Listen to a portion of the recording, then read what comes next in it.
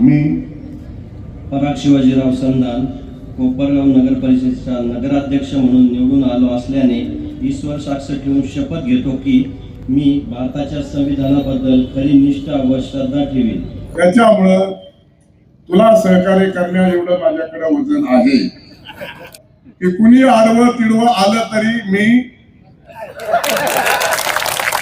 आहे. विवेकभाईच्या पाठीशी आहे. नगराध्यक्ष काही घालू नका. विवेक भैयांचं वय कमी आहे, मात्र एवढ्या कमी वयात कोणाला शक्य होणार नाही असे कामे त्यांनी केली आहे. जी बुद्धी कोणाला सुचली नाही ती त्याला सुचली, म्हणून देशाचे गृहमंत्री अमित शहा यांनी येथे येऊन त्याला आशीर्वाद देऊन गेले. राज्याचे मुख्यमंत्री देवेंद्र फडणवीस विवेक भैयाच्या पाठीशी भक्कमपणे उभे राहणार आहे आणि मीही तुझ्या पाठीशी आहे. तुला सहकार्य करणं एवढं माझ्याकडे वजन आहे. कुणी आडवं तिडवं आलं तर मी विवेक भैयांच्या पाठीशी आहे अशी ग्वाही विधान परिषदेचे सभापती राम शिंदे यांनी दिली आहे.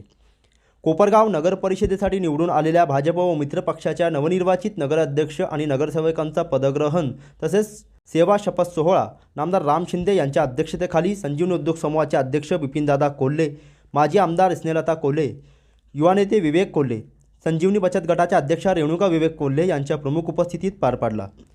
स्वातंत्र्यानंतरच्या काळात कोपरगाव नगर परिषदेवर पहिल्यांदाच भारतीय जनता पक्षाच्या तिकिटावर नगराध्यक्ष निवडून आला असल्याने राज्यात एकमेव ठिकाणी अशा प्रकारे शपथविधी संपन्न झाला असून थेट विधान परिषदेचे सभापती राम शिंदे यांनी नगराध्यक्ष पराग संधान आणि उपस्थित नगरसेवकांना शपथ दिली. तत्पूर्वी नवनिर्वाचित नगराध्यक्ष आणि नगरसेवकांनी कोपरगाव नगर परिषद कार्यालय येथे पदभार स्वीकारला. त्यानंतर सदर कार्यक्रमात शपथविधी संपन्न झाला. यावेळी मंचावर नवनिर्वाचित नगराध्यक्ष आणि नगरसेवकांसह विविध क्षेत्रातील मान्यवर, भारतीय जनता पक्षाचे पदाधिकारी, कार्यकर्ते तसेच समोर हजारोंचा जनसमुदाय उपस्थित होता. कोपरगाव शहरामध्ये खऱ्या अर्थानं भविष्यामध्ये करावायची कामं, लोकांच्या व्यवस्था, स्वच्छता, सुंदरता, अडचणी या संदर्भामध्ये ठोस निर्णय घ्यावे लागतील आणि घेतलेल्या निर्णयाची कारवाई देखील करणार आहोत असा शब्द खऱ्या अर्थानं या निमित्तानं दिलेला आहे. आणि हा शपथविधी जनसेवेचा आहे, जनतेची सेवा करण्याचा आहे. या शपथ ग्रहणाच्या माध्यमातून खऱ्या अर्थानं आपल्याला पाहायला मिळतंय आता सगळं डिजिटल युग आहे. बसल्या जाग्यावर घरात बसल्यानंतर आपल्याला मोबाईलद्वारे काही मागवता येतं. आपल्या टीव्हीचा रिचार्ज जरी संपला असला तरी 1 मिनिटात टीव्ही सुरू होते आणि जे आवश्यक आहे ते मागवता येतं. पण नगरपालिकेला मोबाईलद्वारे काम सांगता येत नाही. ते देखील ऍप चालू करायचं काम विवेक भैयांनी केलं की आपल्या घरी बसून नगराध्यक्षाला सांगायचं की आमच्या वार्डामध्ये, प्रभागामध्ये पाणी आलं नाही, तिकडे बघा. सकाळी कचरा उचलला नाही, तिकडे बघा. हे देखील आपल्याला घरात बसून सांगता येईल. आणि म्हणून हे सांगण्याचं एवढंच काम आहे की ताईच्या आणि दादांच्या मार्गदर्शनाखाली अतिशय युवक नेता म्हणून त्याच्या नेतृत्वामध्ये ही नगरपालिका निवडून दिल्यानंतर दूरदृष्टिकोन असलेला हा युवक नेता खऱ्या अर्थानं त्याच्या कामाची चुणूक दाखवतोय. आणि ही कामाची चुणूक दाखवत असताना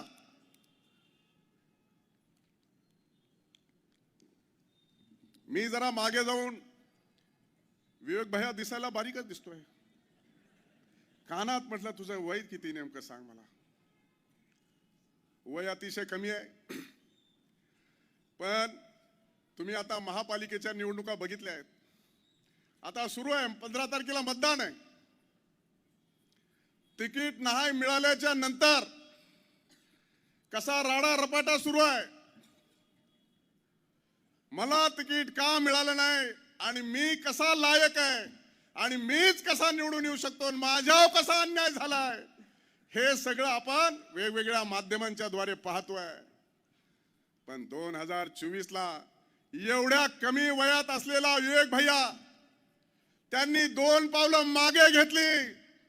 कोणासाठी घेतली? पक्षासाठी, नेतृत्वासाठी, आपल्या मतदारसंघासाठी. 2 पावलं मागे घेत हे सामाजिक आणि राजकीय जीवनाला सुरुवात केलेला हा युवा नेता आहे. आणि त्याच्यावरती प्रचंड असा विश्वास व्यक्त करत तुम्ही ही नगरपालिका निवडून दिलेली आहे. खरं तर वास्तविक पाहता त्या निवडणुकीमध्ये विधानसभेच्या माघारी घेत नेतृत्वाचा शब्द ऐकला, नेतृत्वाचा मान ठेवला. अलीकडच्या कालखंडामध्ये पक्ष पाहिजे तेवढे उपलब्ध आहेत. एक नाही तर दुसरा, दुसरा नाही तर तिसरा, पण काही झालं तरी उभा राहणार. ही भूमिका असताना एवढ्या तरुण वयामध्ये 2 पावलं मागे सरायचं, हे विवेक भैयामध्ये कुठून आला समजूतदारपणा, कुठून आला हा परिपक्वतापणा. शेवटी स्वर्गीय शंकरराव कोल्हे यांचा नातू म्हणून या भागाचा सर्वांगीण विकास करण्याचं ध्येय धोरण, आणि हेच खरं शंकररावजी कोल्हे यांना भावपूर्ण श्रद्धांजली होईल. आणि त्यांचा नातू म्हणून मला या जनतेत सिद्ध व्हायचंय, म्हणून ही भूमिका घेतली. त्या भूमिकेचं स्वागत करत नगरपालिकेमध्ये प्रचंड विश्वास व्यक्त करत 30 मध्ये 19 नगरसेवक आणि थेट जनतेतून नगराध्यक्ष आपण निवडून दिला, त्याबद्दल राज्याचा विधान परिषदेचा सभापती म्हणून मी तुमचं अभिनंदन आणि आभार मानण्यासाठी इथं उपस्थित आहे. खरं तर तू नशीबवान आहेस. तुला जी बुद्धी सुचली ती तर कुणाला कदाचित सुचली नसेल.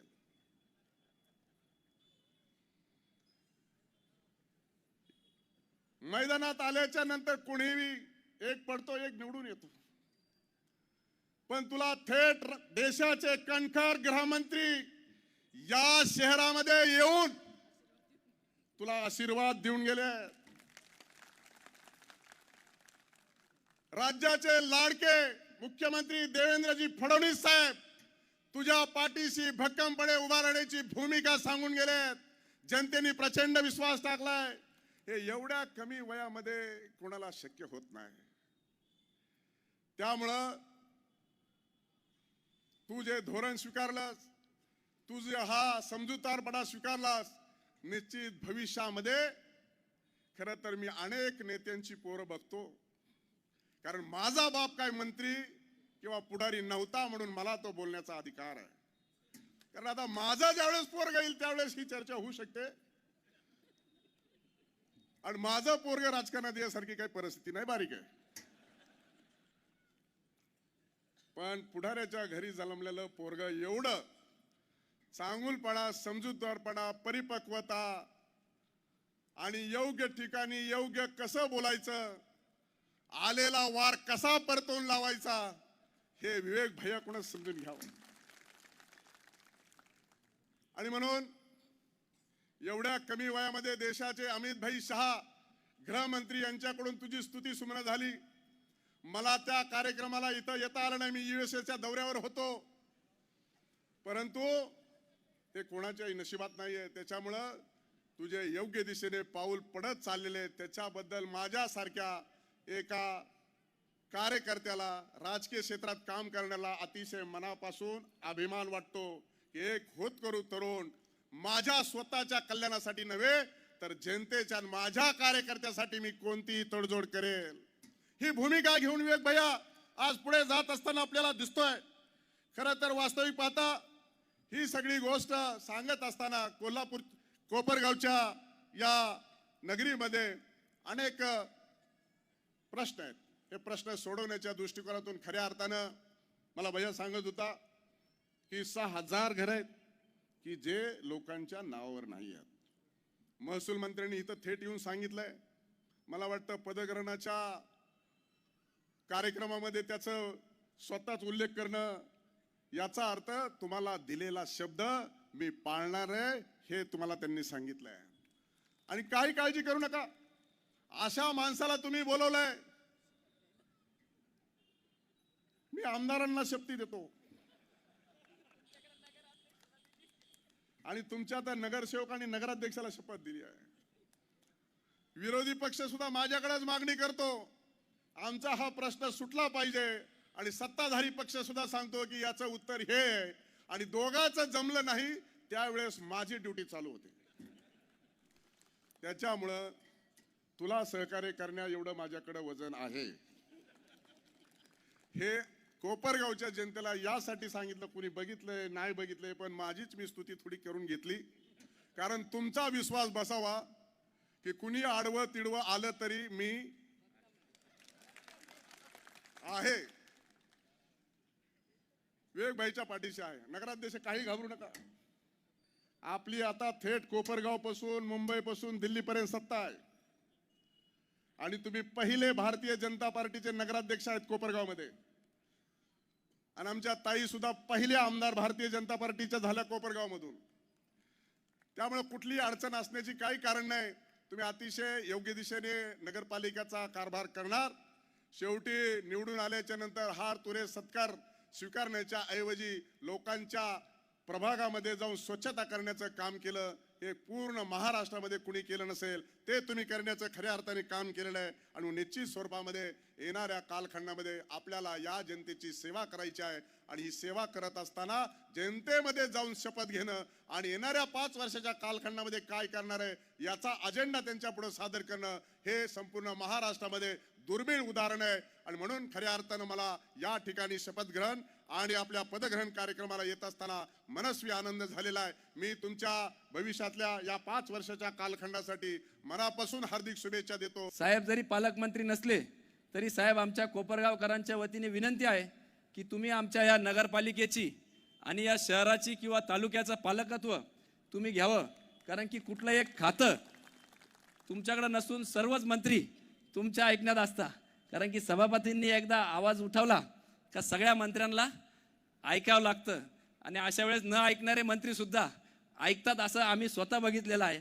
त्याच्यामुळे साहेबांना विनंती राहील की तुम्ही आमच्या सगळ्या विभागाचे कामं, कारण की 100 दिवसात आम्ही काही आश्वासनं या ठिकाणी कोपरगावकरांना दिलेले आहे आणि त्याची सुरुवात आज या पहिल्या दिवसापासून झालेली आहे. मला आनंद आहे की नगराध्यक्षांनी पदभार स्वीकारल्या पहिल्या मीटिंगचे विषय त्यामध्ये सुकाणू समिती स्थापन करणे असेल, स्वच्छ कोपरगाव सुंदर कोपरगाव मोहीम असेल, मोफत रुग्णवाहिका असेल, पालिकेचं ॲप असेल ज्याला आपण ई गव्हर्नन्स म्हणतो, ई गव्हर्नन्ससाठी ॲपचं नियोजन करणं असेल किंवा टोल फ्री नंबर आपल्या नागरिकांसाठी घेण्यासाठी पुढाकार त्यांनी पहिल्याच मीटिंगमध्ये घेतलेला आहे. निश्चितपणाने असे चांगले विकासाचे कामं भविष्यात देखील या सर्व टीमच्या वतीने होतील अशी अपेक्षा आहे.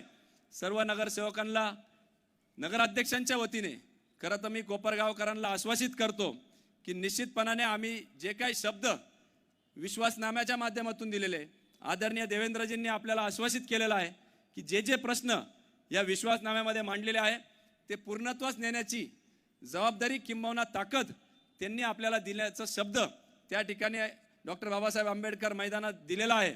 आणि एवढंच नव्हे तर आपल्या जिव्हाळ्याचा असलेला प्रश्न जो घरकुलाचा प्रश्न आहे किंवा 7/12 उतारा त्या ठिकाणी महिला भगिनी मोठ्या प्रमाणात इथं उपस्थित आहे. पट्टा म्हणायचे आदरणीय बावनकुळे साहेब, कारण की विदर्भ मराठवाडा तिकडं पट्टा म्हणतात, परंतु तो 7/12 उतारा आपल्या नावावर करण्याचा शब्द त्यांनी दिलेला आहे. तो देखील पूर्णतः या पंचवार्षिकमध्ये आपल्याला न्यायचा आहे. म्हणून मी ताई असतील दादा असतील या सर्व टीमच्या वतीने आपल्याला शब्द देतो की विश्वासनाम्यामध्ये देऊ ना त्यांचा हो जोरात येईना नगरसेवकांचा देऊ का त्या सगळ्यांच्या वतीने तुम्ही हात वरती करून त्यांना आश्वासित करा की जे विश्वासनाम्यामध्ये आम्ही शब्द दिलेले ते सगळे पूर्ण केल्याशिवाय आम्ही पुढील पंचवार्षिकला तुमच्याकडे मतदान मागायला येणार नाही असा शब्द आम्ही या निमित्ताने जाहीररित्या आपल्याला देतो. परंतु हे शब्द पूर्ण करत असताना आम्हाला साहेब आपली मदत निश्चितपणाने त्या ठिकाणी लागणार आहे. आणि म्हणून आपलं विशेष प्रेम या कोपरगाववर आणि कोल्हे परिवारावर पूर्वी देखील राहिलेलं आहे. इथून पुढे देखील असंच प्रेम आपलं आमच्या या परिसरावर राहील हीच अपेक्षा या निमित्ताने करतो. आणि दर 4 महिन्यांनी नगरपालिका आपल्या दारी या उपक्रमाच्या माध्यमातून आम्ही जे केलेलं काम आहे त्याचा लेखाजोखा आपल्यापर्यंत मांडण्याचा प्रामाणिक प्रयत्न आम्ही करू एवढा पुनश्च एकदा आपल्याला आश्वासित करतो आणि माझं या ठिकाणी लांबलेला मनोगत थांबवतो. आपण सगळ्यांनी अतिशय मेहनत घेतली, विशेषतः विवेक भैया दादांनीही बरीचशी मेहनत सगळ्याच म्हणजे आपण एक संजीवनी उद्योग समूह असेल, कोल्हे परिवार, भारतीय जनता पार्टी या सर्व परिवारांनी एकत्र येऊन खऱ्या अर्थाने हा प्रचार आणि सर्व मतदारांपर्यंत पोहोचण्याचं काम केलं. आणि याच्यात विशेषतः उल्लेखनीय असं काम केलं ते आमच्या ग्रामीण भागातील कार्यकर्ते सुद्धा अगदी रोज आपलं कोपरगाव शहरात यायचे आणि ज्या ज्या व्यापाऱ्यांकडे काही खरेदी करत असतील तिथं जाऊन आपलं कमळ सांगायचे आणि आपल्या नगराध्यक्ष नगरसेवकांना निवडून देण्याची विनंती करायचे. इतकं चांगल्या पद्धतीचं आमच्या ग्रामीण भागातल्या कार्यकर्त्यांनी सुद्धा काम केलं. त्यांचे सगळ्यांचे मनापासून आभार. हा 2014ला ज्यावेळी आमदार म्हणून काम करत होते तर रामभाऊ पालकमंत्री होते आणि अतिशय एकदम एखाद्या महिला भगिनीला किती साथ द्यावी काम करत असताना, की नवीन आहेत, ताईंना काही वेगळ्या विषयांची माहिती नसेल, वेगवेगळ्या विभागांची, त्याबद्दलचं मार्गदर्शन असेल, पालकमंत्री म्हणून आधार देणं असेल, कोपरगाव मतदारसंघातली जी काही विकास कामं मी घेऊन जात होती तिथे सक्षमपणे, भक्कमपणे रामभाऊ पाठीशी उभे राहिले. त्यामुळे त्यांच्याबद्दल वेगळी कृतज्ञता माझ्या मनात आहे. त्याबद्दल साहेब मी मनापासून आभार मानते. साहेब, हा ऐतिहासिक क्षण होता की कोपरगावमध्ये प्रथमच भारतीय जनता पार्टीची नगराध्यक्ष व खाली मेजॉरिटी आलेली आहे. पक्षाने जी आम्हाला संधी दिली त्याबद्दल मी पक्षाचे व कोल्हे कुटुंबियाचे मी आभार मानतो आणि जनतेने जो आमच्यावर विश्वास दाखवला त्या जनतेचे मी विशेष आभार मानतो, कारण जनतेने विश्वास दाखवल्यामुळेच आज आम्ही आपल्यासमोर उभा आहोत. आजचा हा पदग्रहण समारंभ हा सेवा शपथ सोहळा होता. तो पहिल्याच दिवशी मुख्य अधिकारी यांना मीटिंगमध्ये आम्ही पहिल्यांदा जे आम्ही 100 दिवसात 100 कामे जे लोकांना विश्वास दिला होता त्याच्यातले रुग्णवाहिका सुरू करणे, त्याचप्रमाणे शहरातील विकास कामांकरिता किंवा आपल्या कंप्लेंट्स करण्याकरता एक ॲप विकसित केलेलं आहे, त्याचं लोकार्पण करून त्याचं कामकाज चालू करणे, नगरपालिकेतील नगराध्यक्ष व प्रत्येक प्रभागात सुकाणू समिती स्थापन करण्याची प्रक्रिया करणे, शहरातील समस्यांसाठी टोल फ्री नंबर चालू करणे, हे विषय आम्ही पहिल्या मीटिंगमध्ये पत्रिकेत घेत आहोत. त्याचप्रमाणे आम्ही जनतेला जो विश्वासनामा दिलेला आहे त्यातली सर्व कामे पूर्ण करणार आहोत. त्याकरता महाराष्ट्राचे लाडके मुख्यमंत्री आदरणीय फडणवीस साहेब असतील, बावनकुळे साहेब असतील, तसेच आपले सहकार्य लाभणार आहे आणि आपल्या सगळ्यांच्या सहकार्यातून आम्ही तो विश्वासनामा पूर्णत्वास नेणार आहोत. कोपरगावकरांसाठी एक सुवर्ण संधी. विस्पुते सराफांचा विश्वास आता वास्तुनिर्मिती क्षेत्रातही दृढपणे उभा राहत आहे. कोपरगावच्या मध्यवर्ती ठिकाणी येवला रोड, रामग्लास शेजारी एकविरा कॉम्प्लेक्स हे भव्य रेसिडेन्शियल आणि कमर्शियल प्रोजेक्ट तुम्हाला हक्काचा पत्ता देण्यासाठी सज्ज आहे. कोपरगावात प्रथमच हायवे टच लक्झरी फ्लॅट्स, प्रशस्त शॉप्स आणि आधुनिक ऑफिसेस, तेही एकाच ठिकाणी. अधिक माहितीसाठी संपर्क करा 8208500041 आणि 9822551153. धन्यवाद.